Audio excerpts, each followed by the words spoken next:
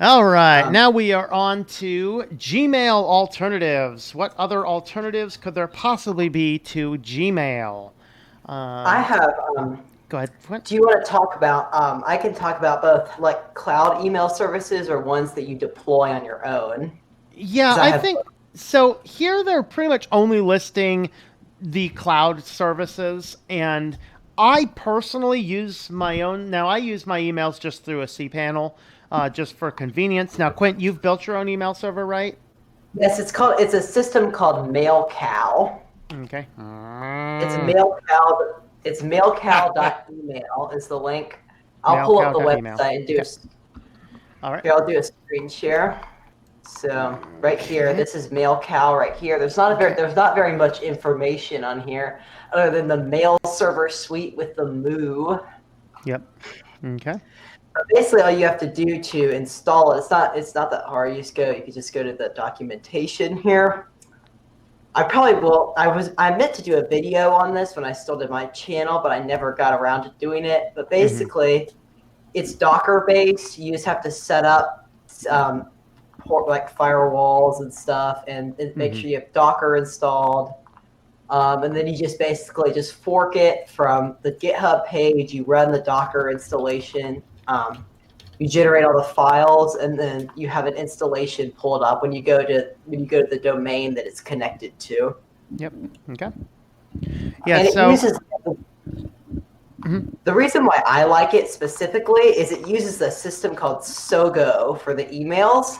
Mm-hmm. And Sogo has built-in Microsoft Exchange support. So when you're on your phone, you can set it up through Exchange, which automatically syncs like calendar, contacts, and all Mm-hmm. that type of stuff without any extra configuration. Cool.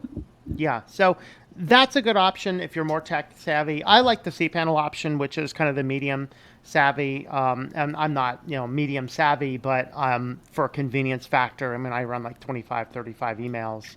So I do that through the cPanel. Now, all the things they're listing in this article is all a variety of different services. So is it Tutorano? Based in Germany. Now, I had a friend you test this out and said it wasn't particularly good. There's Mail Fence is another free one, and Protonmail has a free one up to 500 megabytes. Now, Protonmail is a little bit harder in that you'd have to use their webmail. I don't know. I'm guessing the other ones would not have to do that.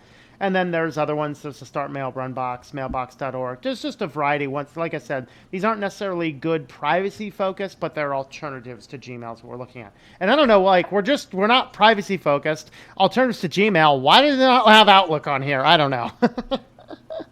The cloud email service that I use because I have cloud email addresses too. The one I like is Zoho. I don't know if that's in Mm, the article. I'm not seeing It's it. No. pretty good. Zoho's pretty good. They let you, it's just an email address at zoho.com. They do let you use your own mail client, Yep. and I don't know what the limit on storage is. It's a lot, though. Yeah. All right. Any other discussion on email clients or well, email services? I guess. Well, I want to add a little bit Sure. that if you look at the article, you look Tutanota, Mailfans, Posteo, and all of them goes dash and then based in, Yep. and it somewhere Sweden, somewhere Switzerland.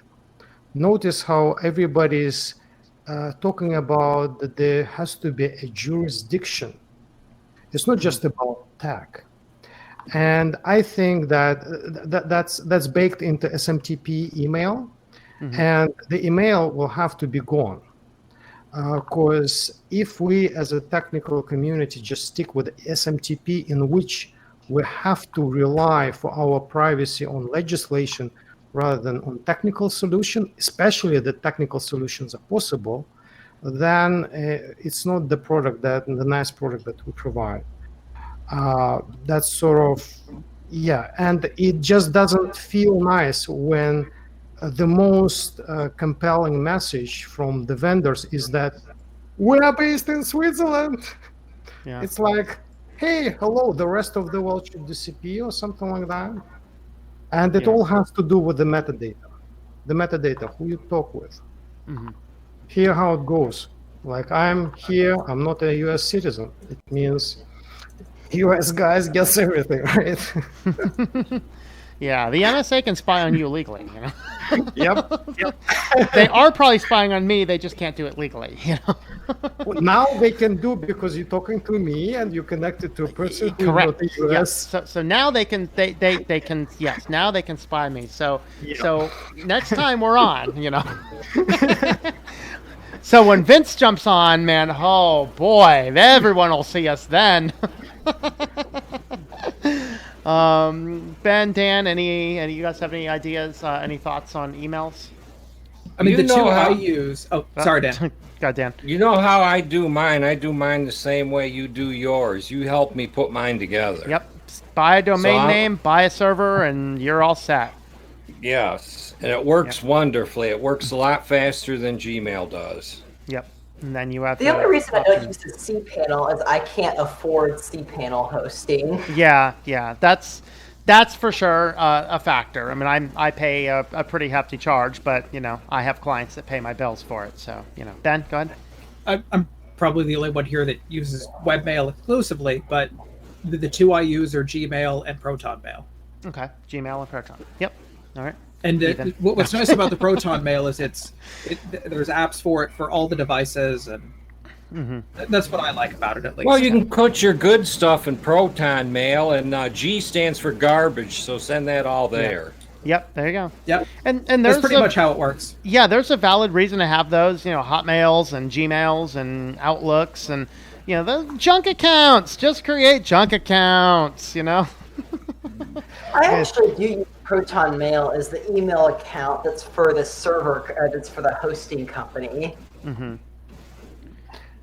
Guys, some of you are running actually self-hosted email. I have a question.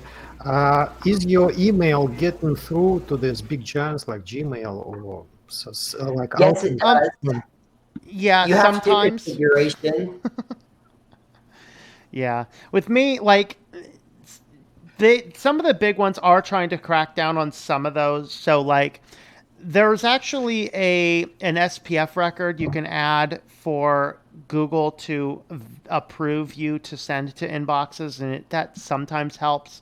But for the most part, I don't generally have issues. But occasionally, if you send to an Outlook or a Gmail or something, occasionally you'll get something that doesn't connect right or jumps in a spam file. But that's not common. You really just have to make sure you have your SPF and DMARC. And there's another one too. I'm blanking on the name of it. There's another authentication thing for email. I can't remember what the name is though. But you just want to make sure you have all those configured, and it should get through. Cool. All right.